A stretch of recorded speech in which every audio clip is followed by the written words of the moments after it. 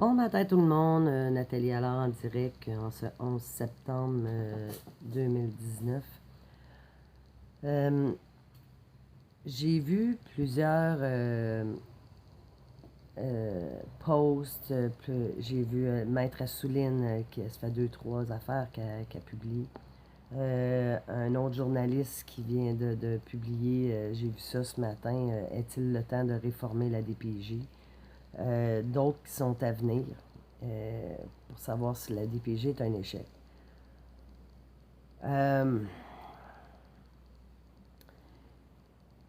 C'est pas d'hier que moi je vois plein de choses se passer, des dossiers que les parents se font mentir.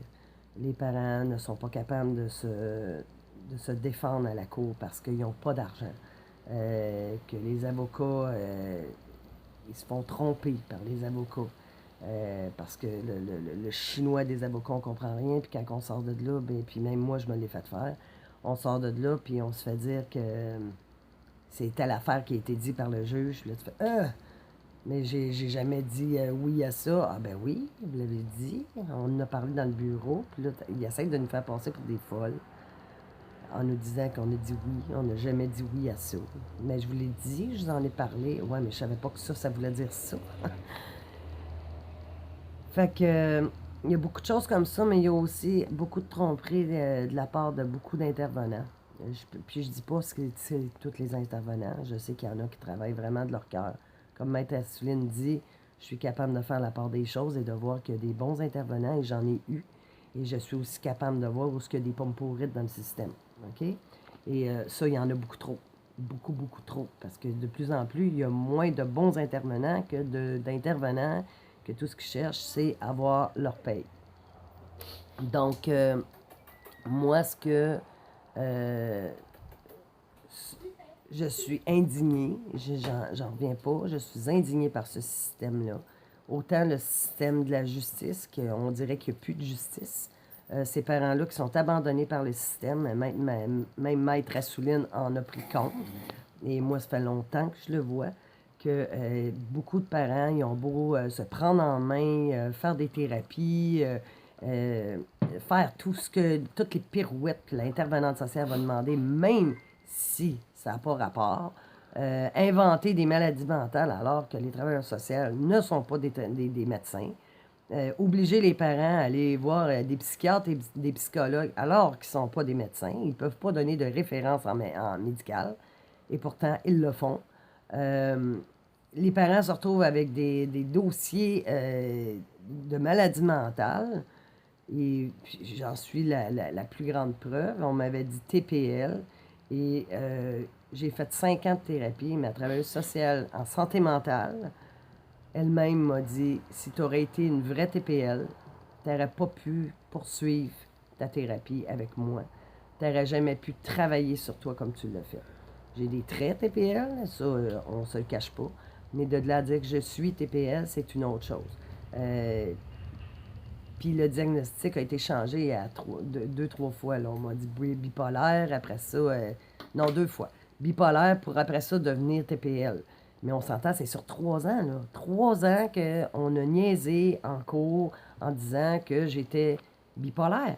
Là, j'ai fait changer le diagnostic pour TPL, mais c'était pas mieux. On me disait que j'étais trop dangereuse pour mes enfants parce que je pouvais avoir des excès de colère. TPL, c'est anciennement ce qu'on appelait quelqu'un de borderline, qui a des up and down.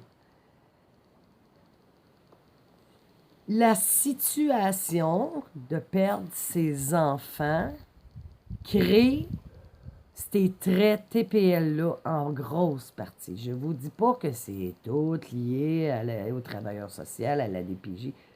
Okay? J'avais aussi une histoire familiale, une histoire de couple, bon, qui a formé tout ça aussi, là, qu'à un moment donné, je suis devenue dépressive, fatiguée, à bout, bon, on en passe. Ce qui a amené à ça. Mais, quand ils m'ont enlevé mes enfants, ça a été la cacophonie, là. Intérieurement, j'étais vide. Je me sentais morte. Je savais plus quoi faire, où aller, à qui demander de l'aide et j'ai jamais vraiment eu d'aide. L'aide que j'ai eue, j'ai été la chercher et j'ai été chercher de l'aide auprès d'avocats en santé mentale. J'ai été chercher de l'aide auprès de travailleurs sociaux au CLSC. Euh, il a fallu que j'aille au niveau de la santé mentale, même si je savais que j'étais pas malade. Ma maladie, là, c'était de la fatigue chronique. C'était ça, ma maladie. Liée à tout ce que j'avais vécu dans mon couple et dans ma vie familiale, parce que j'avais 2 enfants qui étaient très hyperactifs, là. Hein? C'était excessif, là. C'était très dur à vivre. Ils ne dormaient pas la nuit. Écoutez, là, j'ai passé les 4 premières années de leur vie à me réveiller tous les nuits. Fait que j'étais fatiguée. J'étais brûlée. Et j'ai appris à vivre comme ça maintenant. Parce que je dors plus beaucoup. Mais c'est pas une maladie. C'est juste que c'est un fonctionnement qui est très difficile pour le corps, qui est très difficile pour la tête. C'est de l'épuisement. Donc, c'est juste pour dire que tout ça, ce système-là, c'est de pire en pire. Depuis qu'ils ont décidé de faire une commission d'enquête, je ne sais pas ce qui se passe puis partout. Là, j'ai des parents de partout qui m'appellent. Et des visites coupées, sans aucune raison. Aucune raison. Et on s'entend que je dis aux parents, enregistrer tout, tout, tout. Et on entend les intervenants sociaux invoquer n'importe quoi, aller à l'encontre de la loi, raconter des menteries, dire quelque chose aux parents de ne pas faire devant l'enfant, arriver devant l'enfant, puis dire aux parents de laisser faire l'enfant, que c'est correct, qu'il y a besoin de ci, qu'il y a besoin de ça, mais ils viennent de dire qu'il ne faut pas le faire.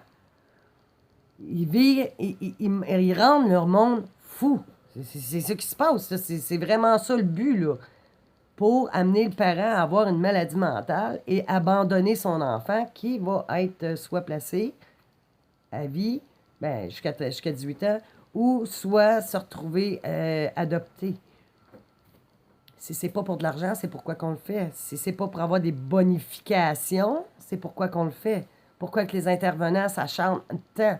Je dis pas un intervenant, je dirais OK, c'est une pomme pourrite dans le tas.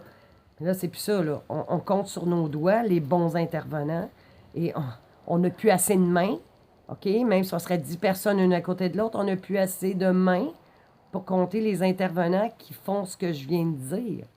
C'est épouvantable.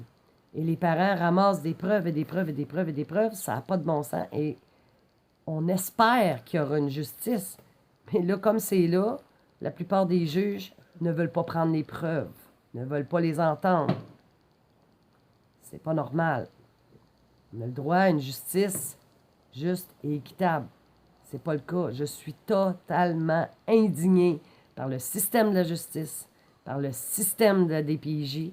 Et je pense pas qu'on est rendu au point de réformer la DPJ parce qu'on a tenté de le faire suite au recours collectif des enfants du Plessis. On a réformé en faisant les centres jeunesse. Je m'excuse. Et on en est là aujourd'hui. C'est pire que pire. On enferme des jeunes. On lui fait payer la foutaise d'un monde complètement viré à l'envers. C'est de l'indignation. Et si vous êtes indigné, vous aussi, dites-le. Indignation, c'est le mot qu'il faut dire, c'est le mot d'ordre. Nous sommes indignés. On n'est pas écœurés. On n'a pas plein notre... On est indignés. On ne peut pas avoir mis des services publics qui vont à l'encontre des citoyens à ce point-là. C'est épouvantable. C'est de l'indignation. C'est indigne dans tous les sens. On ne peut pas agir de la sorte. Faire des choses illégales, ne pas être puni. C'est comme l'illégalité, c'est ça maintenant qui prime. Allez, on peut aller voler, on peut aller faire une banque, on peut faire n'importe quoi. Maintenant, tout est permis. C'est rendu ça, là. On peut frauder, il n'y a plus de problème. Puis personne qui se fait pogner. T'es pédophile, il n'y a pas de trouble, tu peux continuer à être pédophile. On va même t'aider à être pédophile, on va te laisser tes enfants. C'est ça qui se passe. Il y a trop de parents qui ont des enfants, puis qui ont des troubles au niveau sexuel, puis qui ne sont pas supposés avoir leurs enfants. Je ne suis pas contre le père, je ne suis pas contre la mère, que ça soit le père ou la mère. On dirait qu'on prône la pédophilie. C'est fou, là. C'est de l'indignation. C'est indigne de leur part d'agir de la sorte avec le public. Ces parents-là, on les tient sous silence avec des cours à huis clos, avec des rencontres qu'on essaye de dire qu'ils n'ont pas le droit d'avoir personne avec eux, des visites supervisées où il n'y a pas personne qui peut être là. La seule chose qu'ils ont, c'est les enregistrements, puis c'est tout ce qu'ils ont pour se défendre. C'est tout. Il n'y a pas de police, les polices ne prennent pas les enquêtes, la DPJ fait rien, il accuse le bon parent d'être sur le dos du mauvais parent. Écoutez, là, c'est quoi ce système-là? Moi, je pense qu'un système qui nous a tant indignés n'est pas dû pour être réformé. Il est dû pour être mis à la poubelle et être recommencé à zéro. Et je crois que les Autochtones, c'est le mieux qui vient d'arriver, c'est que c'est eux maintenant qui vont gérer le propre intervenant social. C'est eux qui vont créer leur propre système jeunesse. Donc, le peuple. On a un peuple, nous aussi. Le peuple québécois est en train de vivre exactement ce que les Autochtones ont vécu pendant des centaines d'années. Et ça fait déjà plus de 100 ans qu'on le vit. Ça a commencé avec les curés qui exigeaient que les mères y aient des enfants. Puis on ne sait pas tout ce qui se passait en arrière, là. OK? Parce que j'entends des témoignages de gens, des curés qui allaient faire des bébés, là. Ça, c'est assez intense, là. Mais, bon, c'est toute réserve. Les personnes, s'ils ont envie d'en parler, ils en parleront un jour. Ça fait longtemps que ça dure. Très, très, très longtemps. On a commencé avec les Autochtones. On s'est rendu compte que ça marchait. Les colons qui sont arrivés ici, qui n'avaient pas qui n'avaient pas d'éducation. On s'est acharné sur eux. On a fait de plus en plus, de plus en plus. Et là, on est rendu à une étape où ce qu'on tente d'arracher tous nos enfants, où ce qu'il n'y a même pas de famille pour les accueillir parce qu'ils sont en manque de foyers d'accueil. Ils ont perdu des foyers d'accueil parce qu'il y a des foyers d'accueil qui commencent à se rendre compte de ce qui se passe, qui se sont fait mentir à leur tour et que les parents ont ils ont pris contact avec eux puis qui ont bien vu que le parent, c'était pas du tout le parent qui s'était fait dire.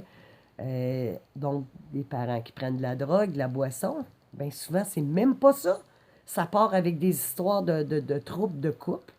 OK? Des mésententes entre le père et la mère, et on rentre dans la famille. On arrache les enfants. Et là, on prétend des maladies mentales, puis plein d'affaires, et ça n'arrête plus après. Le monde trouve que je bouge pas, c'est ainsi, c'est vrai. Je suis tellement indignée, et tellement les deux pieds cloués, que je veux même plus que les parents... J'ose plus rien dire aux parents, par peur de leur dire de quoi, puis qui va rempirer leur situation ou leur cas, parce que chaque fois qu'ils tentent de faire de quoi, on coupe, puis on coupe les visites, on coupe les contacts. C'est terrible ce qu'ils sont en train de faire, là. C'est terrible. C'est de l'indignation. Je suis indignée par ce système-là, par ces systèmes-là. Le système de la santé, le système de la justice, le système jeunesse sont en train de virer complètement sur le capot pour une histoire d'argent et il faut que ça cesse. Nos enfants, c'est pas un signe de pièce. Nos enfants, c'est notre amour, c'est notre chair et on y tient. Lancez le mot. Si vous êtes indigné, dites-le. Juste ça. Indigné par ces systèmes-là qui nous déçoivent de jour en jour et indigné par le gouvernement qui sont en place depuis je ne sais pas combien de temps, puis on s'entend, ce n'est plus des gouvernements, c'est des corporations qui gèrent nos gouvernements. OK? Puis ça, là, allez voir au registre des entreprises, vous allez avoir la preuve. Faites Revenu Québec, vous allez voir. C'est des corporations qui gèrent le gouvernement maintenant. Ce n'est plus un gouvernement. C'est des corporations qui gèrent le peuple. Et on n'a plus un mot à dire. On nous a enlevé la commission législative qui faisait le pont entre le peuple et le gouvernement et qui empêchait de faire passer des lois qui n'avaient pas ni queue ni tête, entre autres comme celle des champs de jeunesse qui sont au-dessus de tout, sauf du ministre de la Santé. Même le ministre de la Justice, ils l'ont supprimé. Ils l'ont tassé de là. Fait que le ministre de la Justice, il n'y a pas un mot à dire s'il y a un parent pédophile. Donc, les policiers sont en dessous de la DPJ, des petites intervenantes sociales que maintenant, ils ont 18 ans, qui sortent de l'école secondaire, qui n'ont pas de formation. Il y en a de plus en plus parce qu'ils n'ont pas de personnel adéquat qui veut travailler là. Et on en a eu la preuve avec l'Université de Sherbrooke qui dit que sur 77 élèves, il y en a environ 10 par année qui acceptent d'aller travailler pour les centres jeunesse pour avoir une job et qui se retrouvent pris dans le système. Et je ne sais pas combien d'intervenants sociaux qui ont déclaré malades, qui ont lâché, ils sont à court d'employés et ils n'ont pas l'intention d'en avoir plus parce qu'ils ne peuvent pas en avoir plus. Parce qu'ils disent qu'ils n'ont pas d'argent, parce que l'argent, ils font autre chose avec. On ne sait pas quoi, on s'en doute. On s'en doute énormément. Mais en tout cas, ça ne va pas dans les centres d'accueil parce que sinon, ça irait beaucoup mieux. Et ce qu'on voit, c'est que ça persiste, que les enfants se plaignent de plus en plus et on ne les écoute pas. Nos enfants n'ont pas de voix ici au Québec. On les tient au silence. Et la preuve, le petit frère de la petite fille de Granby, il est toujours placé en foyer d'accueil, alors que sa mère, elle est apte à avoir son fils et elle ne peut pas l'avoir. Si c'est pas pour le tenir au silence, pour pas qu'il dise ce qui s'est passé dans cette maison-là, je ne vois pas quelle autre raison pourquoi il n'est pas retourné chez sa mère, connaissant la mère. J'ai pété ma bulle. Je vais donc vous dire bonne journée. Et ayez pas peur. C'est pas parce... je cherche des solutions comme c'est là. Je suis vraiment à la recherche de solutions, savoir qu'est-ce que vous pouvez faire. Mais plus qu'on essaye d'en faire, plus qu'on vient se faire mettre les bâtons dans les roues. Pire que c'est, je vous dis pas d'arrêter de vous battre, c'est pas ça, je vous dis. Je vous dis juste que je suis vraiment indignée par notre système et le système complet. Le système complet est rendu complètement cacophonique, ça n'a même plus de bon sens. C'est ici de tout bord de côté. Fait que si vous êtes indigné, écrivez-le donc en dessous. Je vous invite à venir écrire en dessous et peut-être partir à une pétition. Combien de parents, combien de gens de la population qui sont indignés par ces systèmes. Donc, passez une belle semaine. Je vous embrasse très fort. Gardez le courage. Gardez l'espoir. Je ne suis pas en train de vous dire de perdre espoir. Pas du tout. Gardez là l'espoir. C'est ça qui va nous sortir de là. Quelqu'un de... Le bien gagne toujours sur le mal. Quelqu'un de méchant, de pas bon, qui tente de faire le mal, finit toujours par faire une faute grave qui va l'inculper. Soyez assurés qu'il va se passer quelque chose. Je ne sais pas quand, comment, mais il va arriver de quoi. Ça ne peut pas rester comme ça. C'est sûr qu'il va arriver quelque chose. Je vous embrasse tous et on se revoit bientôt. Merci. Bye bye.